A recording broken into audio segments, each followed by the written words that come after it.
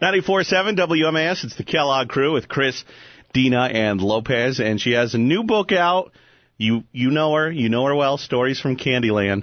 We are on the phone with Candy Spelling. Good morning, Candy. Good morning. How are you? Good, how are you? Terrific. Hey, just saw you on Larry King Live a few days ago. Yes. You're looking wonderful. Thank you. Well, now you're famous for having different rooms in your house. Like somebody said you had a gift wrapping room. Yes, the wrapping room is great. Actually, I have 3 wrapping rooms here. And when I move, I'll have 1 wrapping room again. Wow. Now I can't believe you're moving. I know, but, it's time. Yeah. Well, you're a writer for TMZ, right? You write columns for them? I did. I've got to ask you, what do you think about TMZ with some of these reporters that are going and following some of these celebrities around, throwing up, cameras in their faces? Do you ever get that, or how do you feel on the subject? It's, you know what, it's very invasive, but, we're in a different world today. It's when I was growing up, there wasn't computers, there wasn't, there wasn't fax machines. Right. It's just a different world. I mean, it's very hard to be private, except, you know what, if you don't want to be in the public eye, stay home. It's funny. It seems like people like you who are open to speaking about their life, you don't get harassed as much. It seems like more the people who are trying to keep private, they get the people who are following them around so much. It's true. I watched that many years ago when I was with my daughter at a fashion week in New York, and she refused to sign a fan's just a little piece of paper just running, her name, right, and consequently started a whole riot in front of the place. Wow. Now, as a celebrity, what's the number one thing you like about being a celebrity, and the number one thing you least like?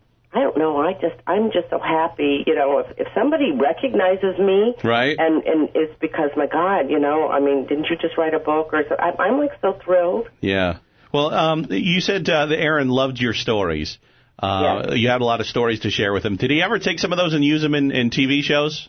Yes, sort of. What do you mean, sort of? Well, yeah. I mean, he did, and I would go, oh my God, that's the story. I have always had stories. Yeah. It's just, the way I am, and he was just great at, he could hear something and take it and turn it into something. Yeah. What about your favorite TV show? Oh, my favorite TV show was Fantasy Island that he did. Oh, I love Fantasy Island. Watch that every week. Like, Did he ever come up and, was he talking like, hey, I have an idea, what do you think of this? I mean, was it that kind of relationship, or did you just kind of wait to see the show on TV? No. I always knew about it before, and he used to talk about it and say, this is a new thing that, Fantasy Island came out of kind of an angry meeting with the network, where he had another project, and they just were like, no, we're not making it. And he said, well, what would you like me to do, guys? Should I have a guy on an island that grants wishes?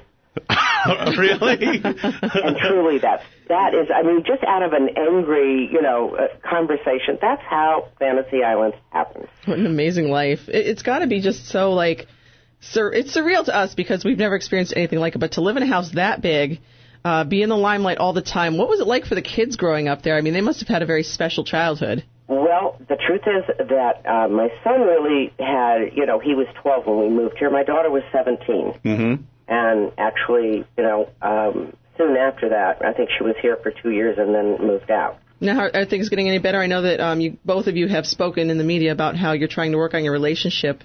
I've always been trying to work on the relationship. I don't know what the anger is. My daughter, one day, decided that she wasn't speaking to my husband, myself, and my son. And that's how it's continued for the last, 4 or 5 years. I feel for you. It's a very sad situation because I know I would want my mom, she is a part of my kids' lives, and I would love to see that for you because you've got 2 beautiful grandchildren. Yes, and you know what? And it was sad because that's what killed my husband, actually. He just didn't want to live after that. But, he had done everything he could possibly do for his daughter, and then she wanted no part of him once he couldn't do anything for her. So. Now, is it harder in the limelight and the glitz and glamour to keep a family together? Oh, I don't think so. We really weren't out in the glitz and we were really homebodies with our kids. Yeah. I didn't quite do it the way Tori does it, where, my kids have flashbulbs on them every 3 minutes. And finally, the Farrah Fawcett special, I know we have limited time with you, but what did you feel after seeing that? Oh my God! It was, it was heart-wrenching and incredible that that someone really wanted to make something like this to maybe help other people. Yeah. That there is hope, and let's get help, and it's not all about our looks. And okay, she lost her hair, and it was fine. Right. After all, we have to remember Farrah as the Farrah phenomena without hair. Have you talked to her since the broadcast? I actually called there, and she was not taking calls. But okay.